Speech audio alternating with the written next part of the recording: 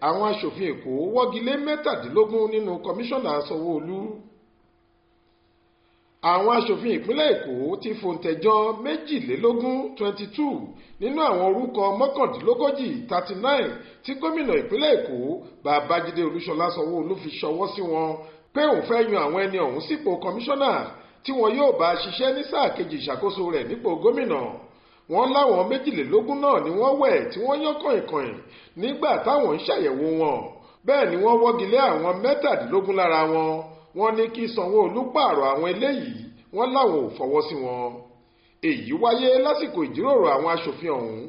èyí tí wọ́n ṣe ní gbọ̀ngàn àpérò wọn tó wà l'Aláùsá níkẹjà lọ́jọ́rùú wẹ́sídẹ̀ẹ́ ọjọ́ 23 oṣù kẹjọ ọdún 2023. Ọjọ́ náà ni ìgbìmọ̀ tó ṣàyẹ̀wò àti ọ̀fíntótó sí àwọn kọmíṣánná tí gómìnà Sanwó-Olú fẹ́ yàn yìí jábọ̀ ìwádìí wọn fún gbogbo ilé. Lára àwọn kọmíṣánná táwọn aṣòfin ọ̀hún ní wọn ò lè rídìí jókòó sórí àga ni ọ̀jọ̀gbọ́n Akin Àbáyọ̀mí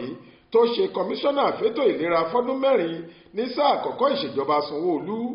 abilékọ Fọláṣadé Adéfisáyọ̀ tó jẹ́ kọmíṣánná fétò ẹ̀kọ́ fọ́dún 4 àti alàgbà Gbénga Ọmọ́tọ́ṣọ́ tó wà nípò kọmíṣánná fún ètò ìròyìn àti ọgbọ́n inú lẹ́kọ̀ọ́ tẹ́lẹ̀. Àwọn yòókù tí wọ́n láwọn ò lè buwọ́lù lásìkò yìí ni ọ̀gbẹ́ni Yomi Olúyọmí, abilékọ Fọláṣadé Ambrose, abilékọ Barakat Bákàrè, ẹnjìníà Ọlálérè Odùṣọ̀tẹ̀, dókítà Rótìmí Fáṣọlá, abilékọ Bọ́lájí Cecilia Dàda, ọ̀gbẹ́ni Sam Egube, ọ̀gbẹ́ni Ọlálékan Fátódù, abilékọ Ṣọlápé Hamoud, ọ̀gbẹ́ni Mọ́ṣọpẹ́fọ́lú George, ẹnjìníà Arámidé Adéyọyè, ọ̀gbẹ́ni Ṣeun Òsíyẹmí, ọ̀gbẹ́ni Rótìmí Ògúnwùyí àti dókítà Olúmídé Olúyínká. Àwọn aṣòfin náà ní lásìkò táwọn ẹni tí wọ́n wọ́gilé orúkọ wọn yìí farahàn níwájú ìgbìmọ̀ olùṣàyẹ̀wò àkànṣe ilé náà, èyí tí ọ̀nàrẹ́bù Fatai Mojeed ṣe alága rẹ̀, táwọn sì yẹ̀ wọ́n wò dáadáa,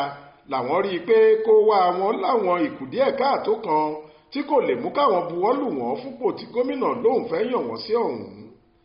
Ní ti àwọn 22 tí wọ́n kógojá táwọn aṣòfin náà buwọ́lù, lára wọn láti rí ọ̀nàrẹ́bù Láyọ̀dé Ibrahim tó jẹ́ aṣòfin Èkó àná,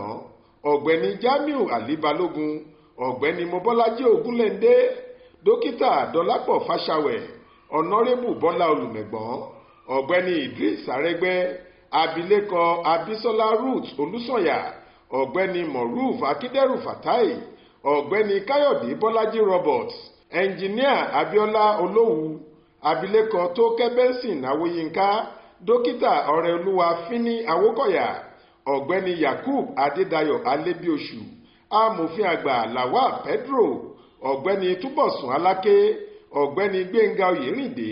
dókítà Adékúnlé Ọláyínká, dókítà Jídé Babátúndé, ọ̀gbẹ́ni Afọlábí Àyàntáyọ̀,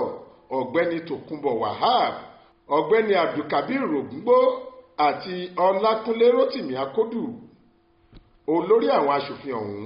abẹnugan Múdàṣírù Àjàyí Ọbaṣá tó darí ìjíròrò ọjọ́ wẹ́sídẹ̀ẹ́ náà sọ pé kí àwọn kọmíṣánná tuntun táwọn buwọ́lù yìí rí ara wọn gẹ́gẹ́ bí ẹni tó fẹ́ ṣiṣẹ́ sílùú ni, kì í ṣe ipò tí wọn yóò lò fún àǹfààní ara wọn lásán. Bákan náà ni Ọbaṣá gbóṣùbà ọ̀káre fún ìgbìmọ̀ olùṣàyẹ̀wò. Ó ní iṣẹ́ takuntakun ni wọ́n ṣe, ó sì ṣe sàdánkátà wọn fi bí wọn ò ṣe ṣojú ṣáájú tí wọn ò sì figbá kan bọ̀kan nínú àyẹ̀wò àti ọ̀rìn kìnìún wọn. Bí Ọbaṣá ṣe ń pe orúkọ ọ̀kọ̀ọ̀kan àwọn kọmíṣánná náà sókè kétékété, làwọn aṣòfin náà ń dáhùn láti fi ìgbàwọlé àti ìlòdì sí wọn hàn lọ́kọ̀ọ̀kan ìjèèjì. Lópin gbogbo rẹ̀, Ọbaṣá ní ilé ìgbìmọ̀ aṣòfin Èkó ṣiṣẹ́ wọn níbàámu pẹ̀lú àlàkalẹ̀ òfin ni, àti pé gbogbo ohun tí yóò mú ìtẹ̀síwájú àti ìgbéga bá ìpínlẹ̀ Èkó ló mú láyà wọn tí wọ́n fi dórí ìpinnu àti ìbuwọ́lù yìí. Wọ́n wá pàṣẹ fún akọ̀wé àgbà ilé ìgbìmọ̀ náà, amòfin Ọlálékan Nàdẹ̀kọ́, láti tara ṣàṣà fi orúkọ àwọn kọmíṣánná tí wọ́n buwọ́lù náà ṣọwọ́ sí gómìnà Babájídé Sanwó-Olú lẹ́yẹ òsọ́kà kí ìgbésẹ̀ tó kàn lè tètè wáyé lórí wọn, kí iṣẹ́ sì lè bẹ̀rẹ̀ ní pẹrẹwu. Faith Adébọ́lá ló ń jábọ̀ ròyìn fún iléeṣẹ́ tẹlifíṣàn Alaroye online.